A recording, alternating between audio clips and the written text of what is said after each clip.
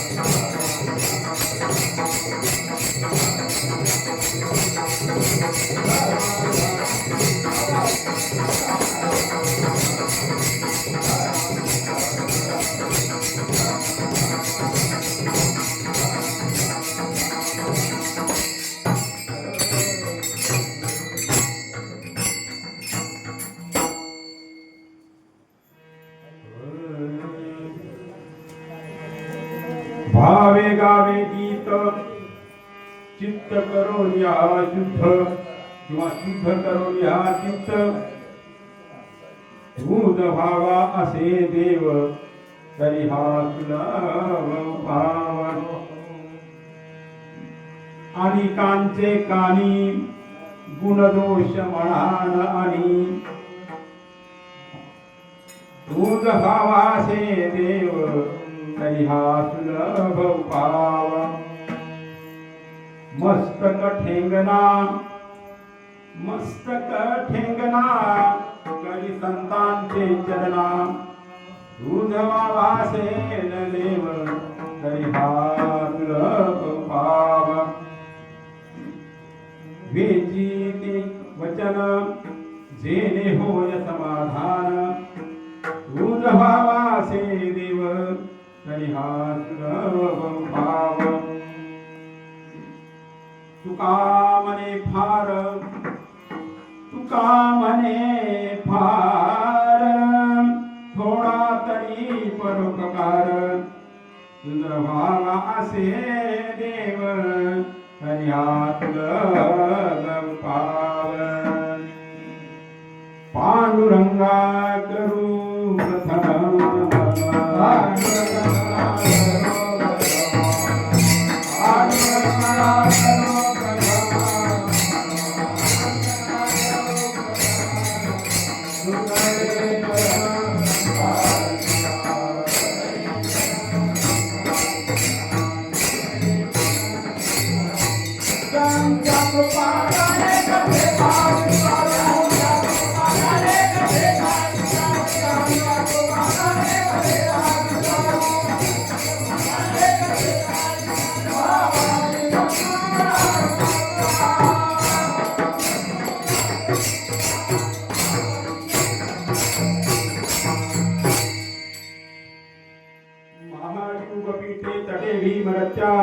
परपुंडरी काय ध्यातु मनंद्रे समाकत्यतिष्ठं तदानन्दकन्दं परब्रह्मलिङ्गं वदे पानुरङ्गं नमो सद्गुरु तुकया ज्ञानदीपा नमो सद्गुरु सच्चिदानन्दरूपा नमो सद्गुरु भक्तकल्याणमूर्ति नमो भास्करा पूर्णकीर्ति सुखासारिखे पूर्ण वैराग्य जांचे वशिष्ठा परिज्ञान योगीश्वराचे कवी वाल्मिका सारिखा मान्यायसा नमस्कार माझा सद्गुरु रासा गोदा तटीचा निवासी सदा प्रिय जो तुम्हा वैष्णवासी तया वर्णिता प्रेमाला चित्ता नमस्कार माझा सद्गुरु एकनाथा मनोजवं मारुततुल्य वेगं जितेन्द्रियं बुद्धिमता वरिष्ठं वातात्मज वानरयूथ मुख्यं श्रीरामदूतं शरणं प्रपद्ये विठ्ठल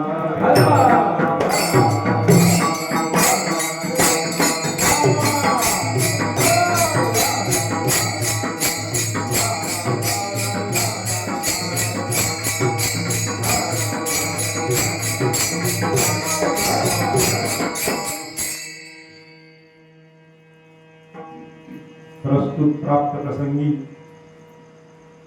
आपल्या औसा तालुक्यामधील अतिशय वारकरी सांप्रदायिक असे असलेल्या या गावामध्ये खूप पुरातन असा परंपरा असलेला अशा प्रकारचा हा हरिनाम सप्ताह सोहळा आणि त्या परंपरागत बऱ्याच जणांनी सांगितलं की हा सप्ताह कधी सुरू झाला हे आम्हालाही माहिती नाही. या गावातली जी वयस्कर मंडळी आहेत ते सांगतात की हा सप्ताह कधी सुरू झाला आम्हाला माहिती नाही आणि हा अतिशय उत्साहामध्ये अशा प्रकारचा हा सप्ताह एवढं गावापासून दूर असताना सुद्धा इतकी भाविक मंडळी इथं जमतात, हा खरोखर आहे भाग्याचा दिवस आहे. आणि या पहिल्या दिवसाची सेवा मला समोर असलेल्या मारुतीरायांच्या कृपेने लाभली. मारुतीरायाच्या प्रत्यक्ष दरबारामध्ये मी मारुतीरायाचा कट्टर भक्त आहे, निश्चिम भक्त आहे. मारुतीरायाच्या दरबारामध्ये मला सेवा करण्याची संधी लाभली, हे खरं खरं ते भाग्यच आहे. या सगळ्या गोष्टी विधिलिखित असतात, घडवून आणावे म्हटलं तर घडत नाही, त्या सहजासहजी घडतात. बाबा महाराज सूर्यवंशी त्या दुकानामध्ये यायला, दुकानात मी बसलेलं म्हणजे बसत होतो, सतीश माळी यांनी यांना सांगितलं आणि मला ही सेवा मिळाली. हे एक विधिलिखित. कधी कुणाचं काय आहे हे सगळं परमेश्वराच्या हातामध्ये आहे. म्या बोलविता देव बोले, म्या चालविता चंद्र सूर्य चाले, म्या हालविता प्राण हाले तो जगाते चालिता. अशी ही जी सेवा आहे हे सर्व साक्षी जगाचा मालक असलेल्या भगवंताच्या कृपेने मला मिळाली आहे असं मी समजतो. आणि तुमचा परम आशीर्वाद मला मिळावा आणि माझे जे काही शब्द जमतील तेवढे माझ्या ज्ञानाने जेवढे काही घालतो, ज्ञानाने जेवढं जमत तेवढं मी सांगण्याचा प्रयत्न करतो. सर्वांनी गोड म्हणून घ्यावं हीच नम्रतेची विनंती. विठ्ठला विठ्ठला.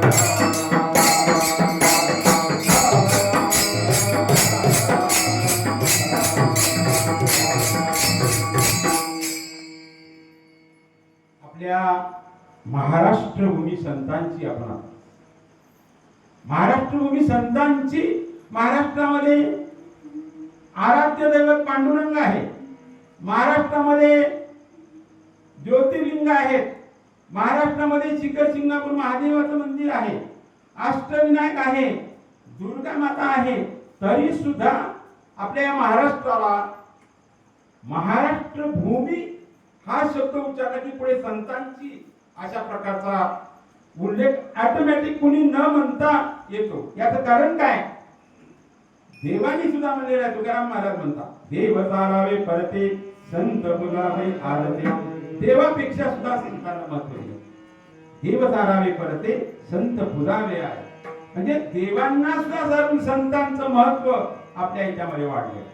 आणि आपल्या महाराष्ट्रामध्ये एक प्रचंड मोठी अशा प्रकारची वारकरी संप्रदायाची परंपरा. आणि या वारकरी संप्रदायामध्ये वेगवेगळे पंथ असतील आणि कुणी प्रत्येकानं आपला आपला अभिनिवेश बाळगतो. हा माझा पंथ आहे, मी या संप्रदायाचा, मी त्या संप्रदायाचा असं जरी म्हणत असले तर तो दोष नाही. कारण ते एक माणसाच्या जिवंतपणाचं लक्षण आहे. जरी समजा आपल्या मनामध्ये आला की मी या संप्रदायाचा, मी या संप्रदायाचा असं जरी मनामध्ये असलं तर ते जिवंतपणाचं लक्षण आहे. आणि ते असावं. फक्त आपली भारतीय संस्कृती किंवा आपली महाराष्ट्रीयन संस्कृती सहिष्णू आहे. सहिष्णू म्हणजे काय? आपल्या पंथांचा, आपल्या धर्माचा आदर, आपल्या धर्माचा स्वाभिमान, दुसऱ्या धर्माचा आदर करणारी आपली अशी संस्कृती. असा हा वारकरी संप्रदाय पंथ. आणि या वारकरी संप्रदायामध्ये कोणताही संप्रदाय जर असेल तर संप्रदायाचं श्रेष्ठत्व कशावर अवलंबून असतं? संप्रदायामध्ये, आपल्या संप्रदायामध्ये एक उपास्य दैवत पांडुरंग, पंढरीचा पांडुरंग हे आपल्या संप्रदायाचे उपास्य दैवत. आणि या उपास्य दैवताचे आपण उपासक. मग उपासना कुणाच्या आधारे करतो? या संप्रदायामध्ये त्या असलेल्या विपुल अशा प्रकारचं लेखन आहे, ग्रंथ आहे, साहित्य आहे. हे साहित्य हे एक अंग आहे. आणि नंतर या आपल्या संप्रदायाचे तीर्थक्षेत्र हे एक त्याचं अंग आहे. म्हणजे मुख्य जे अंग आहे, एक उपास्य दैवत, तीर्थक्षेत्र, ग्रंथ, उपासक, अशा प्रकारे हे त्याचे वेगवेगळे अंग आहेत. आणि या सगळ्याच्या अंगातून असा एक वारकरी संप्रदाय तयार होतो. आणि वारकरी संप्रदाय आपल्याला समानतेची शिकवण देतो. कोणताही वारकरी संप्रदाय असेल किंवा कोणताही आपला आध्यात्मिक संप्रदाय. आता आध्यात्मिक संप्रदाय आपल्याला कशासाठी निर्माण केले? हे आध्यात्मिक संप्रदाय जे आहेत हे का निर्माण झाले असावेत? तर आपल्या जीवनाचं उद्दिष्ट हे मोक्ष आहे. आणि मोक्ष प्राप्तीचं साधन आपलं आपला देह आहे आणि या मोक्ष प्राप्तीच्या साधनाचा वापर करून, या देहाचा वापर करून आपण मोक्षाकडे जाण्यासाठीचा जो मार्ग दाखवणारा हा वारकरी संप्रदाय पंथ. आणि या पंथामध्ये आपण सर्वजण त्या पंथामध्ये, त्या पंथाचे पालक आहोत, उपासक आहोत. हा एक आपला विलक्षण योग आहे आणि या योगामध्ये आपण सगळेजण अशा प्रकारचं ज्ञान घेऊन मुक्ती मिळण्यासाठी मार्गक्रमण करत असतो. आणि हे आपल्या वारकरी संप्रदायाचं वैशिष्ट्य आहे. विठ्ठल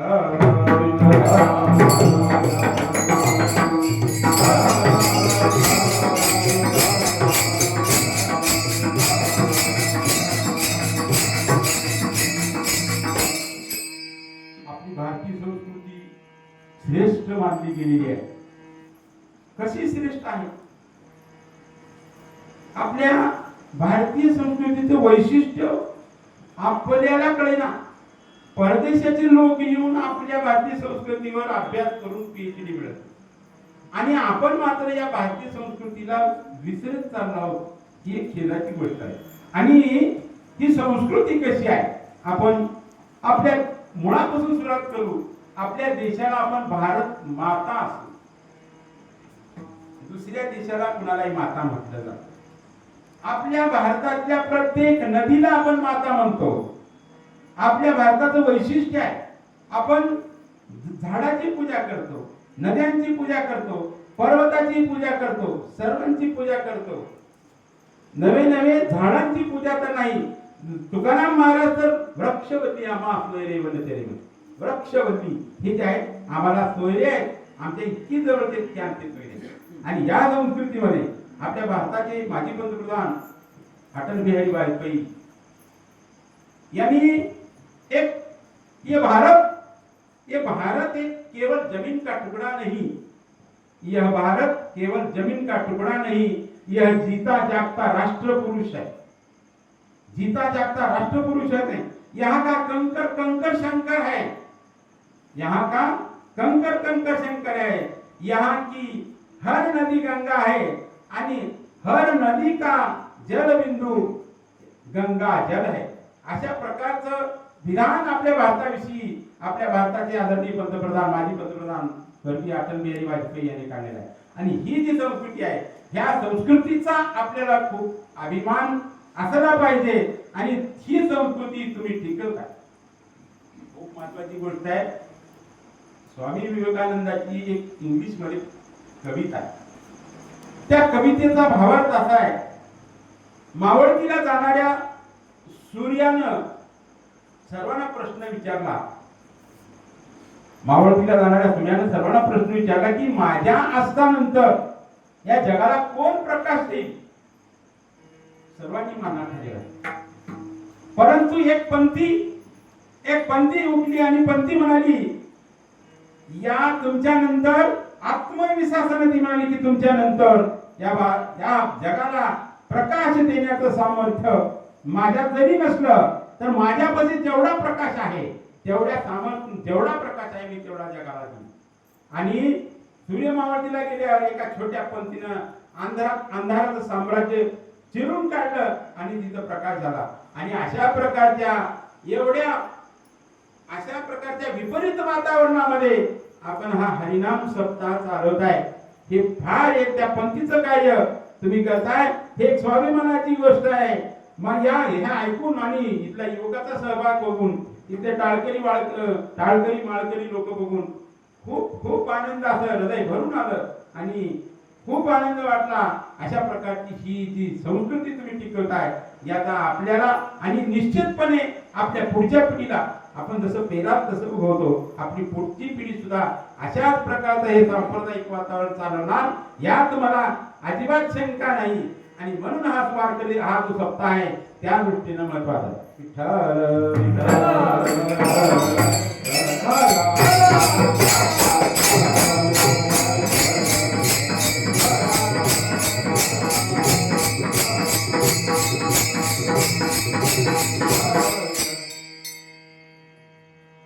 आपला आता जो अभंग आहे कीर्तनासाठी निवडलेला भावे गावे गीत.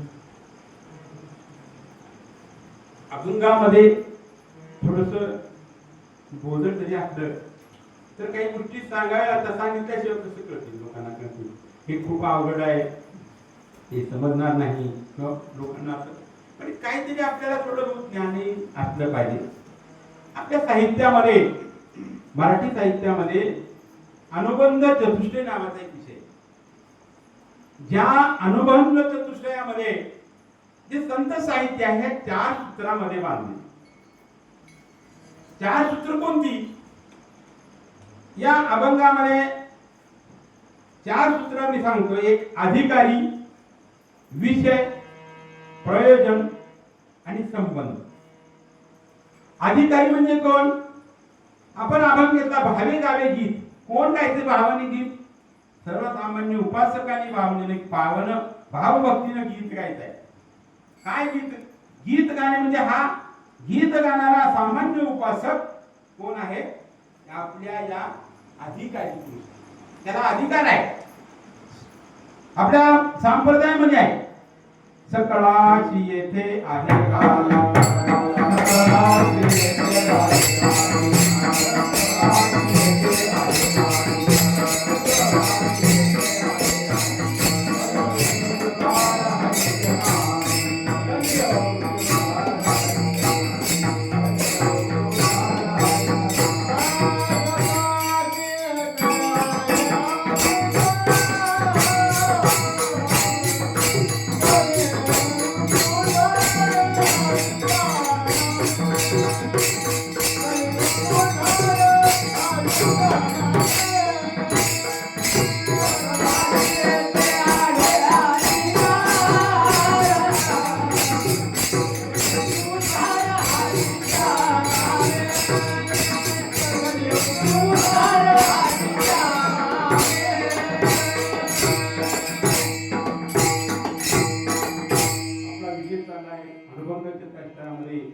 अधिकारी, सर्वसामान्य उपासक जे भक्त आहे ते भक्त हे अधिकारी आहेत.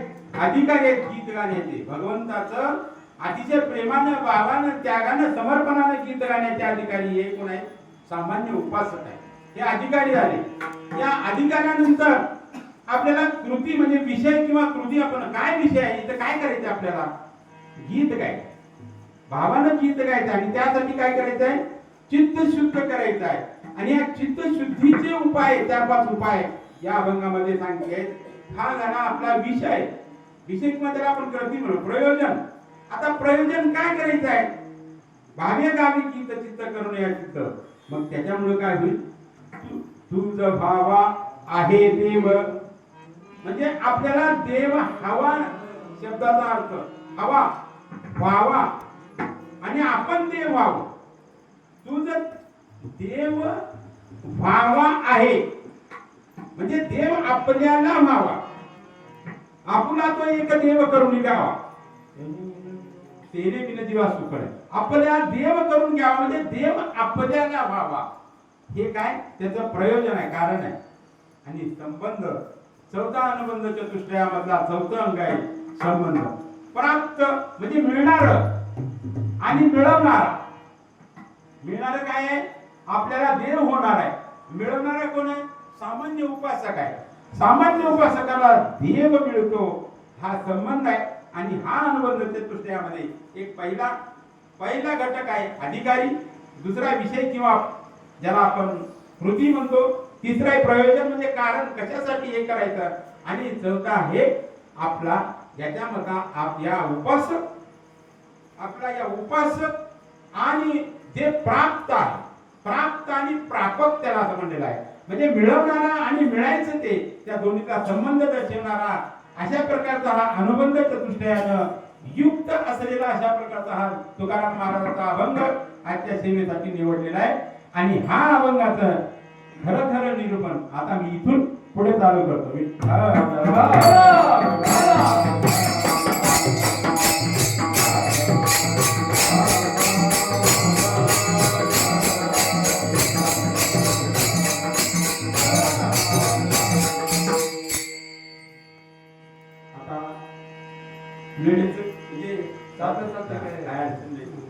म्हणजे मला थोडं म्हणजे त्या दृष्टिकोनातून सांगता येईल. भाव, पहिला शब्द भाव. भाव म्हणजे काय? नारद भक्ती सूत्रामध्ये 51व्या आणि 52व्या सूत्रामध्ये नारद भक्ती सूत्र नावाचे नारदाने भक्तीचे सूत्र सांगितले आहेत. त्याच्यामध्ये एक सूत्र आहे, भाव म्हणजे प्रेम. प्रेम म्हणजे त्याग. त्याग म्हणजे समर्पण. म्हणजे भावामध्ये प्रेम, त्याग, समर्पण या गोष्टी येतात. आणि याचं सूत्रात रूपांतर नारदांनी या भावाचं वर्णन असं केलेलं आहे, अनिर्वचनीय प्रेम स्वरूपम मुखास्वादनवत. संस्कृत शब्द आहे. सांग, अनिर्वचनीय म्हणजे भाव म्हणजे असा आहे ते शब्दात व्यक्त करता येत नाही. अनिर्वचनीय म्हणजे शब्दात व्यक्त न करता येणारा भाव. नंतर हे प्रेम स्वरूप असणारा भाव म्हणजे प्रेम भाव. आणि नंतर मुखास्वादन. प्रेम हे सांगता येत नाही. प्रेमने सांगता, ताविता, बोलता, अनुभव चित्ता, चित्त जाणे. तुकाराम महाराज. प्रेमने सांगता, दावता, बोलता, अनुभव चित्ता, चित्त जाणे. प्रेम हे शब्दात सांगता येत नाही. आणि जे शब्दात सांगता येतं ते खोटं असतं. शब्दात सांगता येतं ते खरं नाही. म्हणजे शब्दात अनिर्वचनीय म्हणजे शब्दात न सांगता येणारं प्रेम. आता सर्वात श्रेष्ठ भाव, प्रेम, भक्ती जर असेल, आईची लेकरावर भक्ती. याच्या पुढे जगात प्रेम नाही. आहे का नाही? आपल्या आईचं जेवढं बाळावर प्रेम असतं, सर्वश्रेष्ठ प्रेमाचा उत्कृष्ट नमन. सर्वश्रेष्ठ प्रेम. आई कधी आपल्या बाळाला म्हणते का माझी तुझ्यावर फार माया आहे रे, माझी तुझी पाया? नाही. ते कसं आहे? असलेलं प्रेम कशातून? कृतीतून व्यक्त होतं. म्हणजे ते प्रेम हे कृतीतून व्यक्त झालंय. प्रेम प्रेमे स्वरूप आई.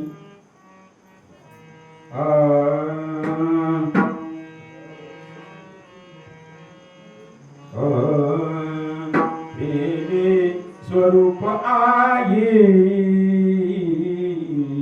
प्रेम स्वरूप आई, प्रेम स्वरूप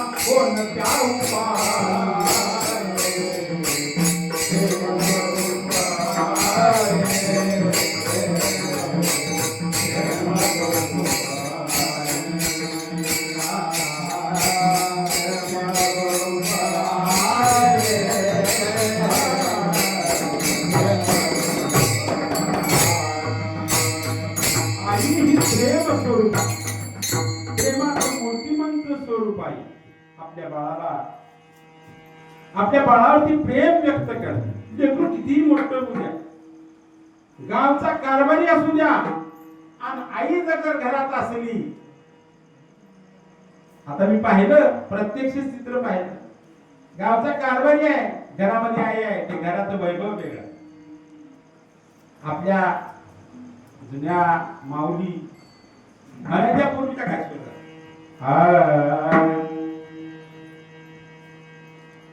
जात्यावर गोव्या गायच्या, जात्यावर पूर्वीच्या काळ. आता जात्याही पुढे जात गेलं काहीच नाही. तरी परंतु जुन्या आठवणी आहेत, आपण ऐकलेले सगळे. बरेच जण ऐकलेले असतील, नवीन पिढीला माहिती नाही. पण 4 जरा काळीच्या मध्यम.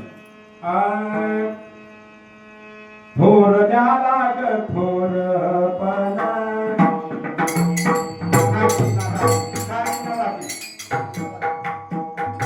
थोरल्या लाग थोरपणा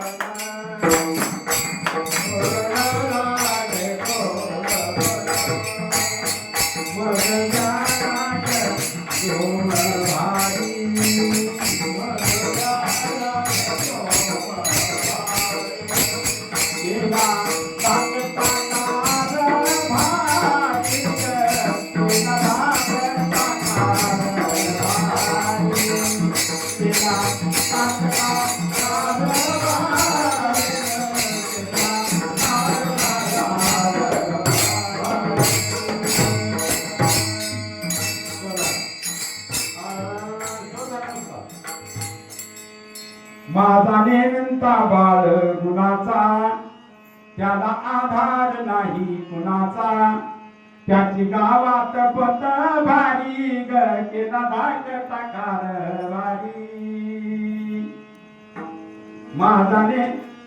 माझ्या राजानं आणली मला सुन जशी कृपा गुणाची खान तिचा सगळ्यावर तोरा नाही तिचा सगळ्यावर लोभ भारी ग केला धाकटा कारभारी थोरल्या लाग थोरपण मरल्या लाग झोम भारी केला धाकटा कारभारी ग केला धाकटा कारभारी ही भाव आहे आईचा भाव आपलं लेकरू कारभारी झालं चेअरमन झालं सरपंच झालं तरी सुद्धा आई आपल्या लेकराला नेत माझा नेनंता बाळ नेनंता म्हणजे शब्द नेनंता म्हणजे लहान माझा सगळ्यात धाकटा नेनंता बाळ गुणाचा ही जी भाव आहे ही अनिर्वचनीय आहे फक्त कृतीतून आई व्यक्त करते असं फक्त लेकरं सगळे केलेले असतात बाई एकटी आपल्या ओसिरीवर चालतं चालू असतं